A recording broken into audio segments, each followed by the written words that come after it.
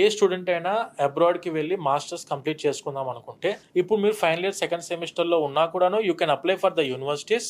And మీరు just చేయాల్సింది ఏంటంటే మీ కాలేజ్ లో కానివ్వండి, మీ యూనివర్సిటీలో కానివ్వండి, కోర్స్ కంప్లీషన్ సర్టిఫికేట్ అని చెప్పి ఉంటుంది. అంటే course so and so month లో, ఇప్పుడు మే జూన్ లో ఈ అబ్బాయిది కోర్స్ కంప్లీట్ అవుతుంది, 2025 మే జూన్ లో కంప్లీట్ అవుతుంది అని చెప్పి మీ ఫోర్త్ ఇయర్ సెకండ్ సెమిస్టర్ మెమోకి బదులుగా కోర్స్ కంప్లీషన్ సర్టిఫికేట్ సబ్మిట్ చేసుకున్నా కూడా యూనివర్సిటీస్ యాక్సెప్ట్ చేసే అబ్రాడ్ లో.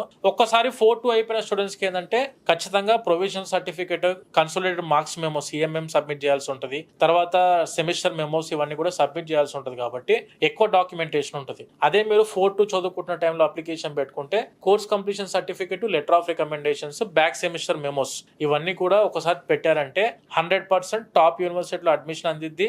అండ్ దానితో పాటు scholarships, education loan, visa approval అనేది మంచిగా ఉండిద్ది. కాబట్టి better approach before 6 months of your commencement of classes.